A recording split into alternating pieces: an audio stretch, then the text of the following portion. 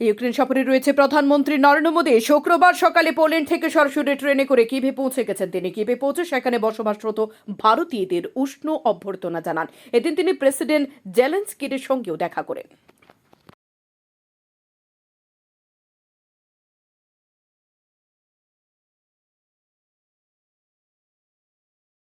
Ukraine সফরে রয়েছে প্রধানমন্ত্রী নরেন্দ্র মোদী। তাঁর এই সফর রাশিয়া ও ইউক্রেনের মধ্যে চলমান যুদ্ধের অবসান ঘটাতে সাহায্য করতে পারে বলে মনে করছেন রাষ্ট্রপুঞ্জের মহাসচিব।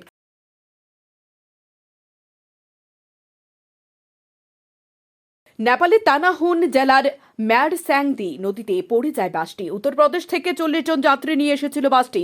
পোখারা থেকে যাচ্ছিল কাঠমুন্ডার দিকে। রাস্তায় নিয়ন্ত্রণ হারিয়ে নদীতে পড়ে যায় বাসটি।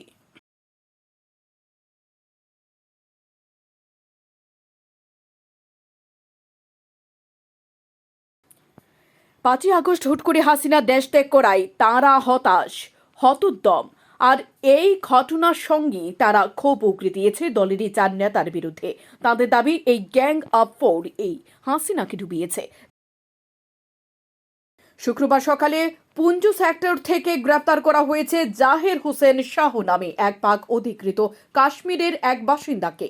জম্মু কাশ্মীর পুলিশ জানিয়েছে ধৃত ব্যক্তি লস্কর ই তৈবা জঙ্গি গোষ্ঠীর গাইড হিসেবে কাজ করত। তাদের কাশ্মীরের বিভিন্ন জায়গা চিনিয়ে দিত।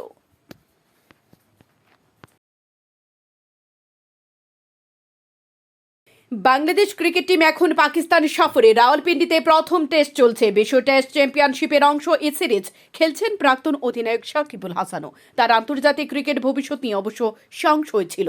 তবে পাকিস্তান সফরে স্কোয়াডে সুযোগ পেয়েছেন সাকিব।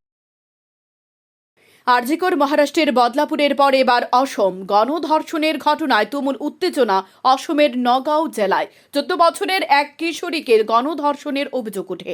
ঘটনায় 3 জন অভিযুক্ত। বৃহস্পতিবার সন্ধে ওই ছাত্রী টিউশন থেকে বাড়ি ফেরার সময় এই ঘটনা ঘটে।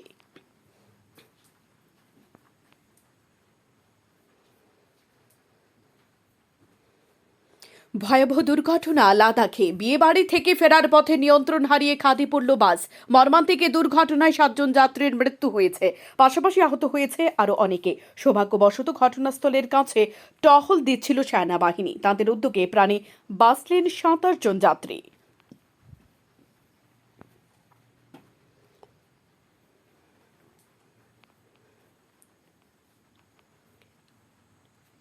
জ্বর, সর্দি, অ্যালার্জি এবং ব্যথার জন্য ব্যবহৃত অ্যান্টিব্যাকটেরিয়াল ওষুধ সহ ব্যাপকভাবে বিক্রি হওয়া কমপক্ষে 156টি ফিক্সড ডোজ কম্বিনেশন বা এফডিসি ওষুধ নিষিদ্ধ করল কেন্দ্র। বৃহস্পতিবারে নিষেধাজ্ঞা জারি করা হয়েছে। কেন? বর্তমান প্রযুক্তির ক্ষেত্রে উল্কার গতিতে উত্থান ঘটছে ভারতের। আর ভারতের প্রযুক্তিগত বিবর্তনের ইতিহাসে এটি বড় নাম হলো এক টাটা গোষ্ঠীর একটি সুপার কম্পিউটার। বর্তমানে ভারতের হাতে 18টি সুপার কম্পিউটার রয়েছে। তবে একই ছিল ভারতের প্রথম সুপার কম্পিউটার।